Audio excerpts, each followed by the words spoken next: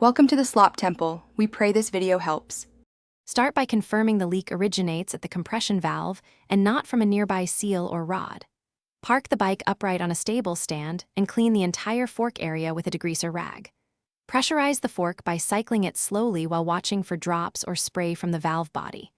Note the oil loss volume and the leak pattern so you know whether it is a seal, screw, or body crack. Prepare basic tools, replacement seals, a new crush washer, and protective gloves before proceeding. Support the front wheel and remove the fork leg, following your service manual instructions. Remove the top cap and slowly depress the fork to drain oil into a graduated container to measure volume.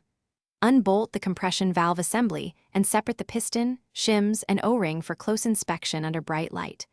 Look for scoring, shim warpage, or hardened O-rings and measure tolerances with calipers. Clean all metal parts with solvent and lint-free cloth, and compare measurements to the manufacturer specifications before ordering replacements.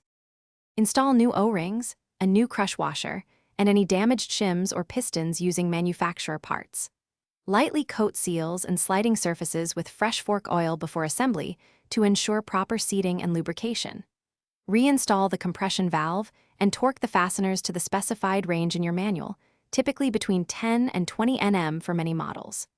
Refill the leg with the measured oil volume, cycle the fork several times to purge air, then test ride at low speed to confirm there is no leak and damping feels correct. Thanks for watching. Consider subscribing if we helped you.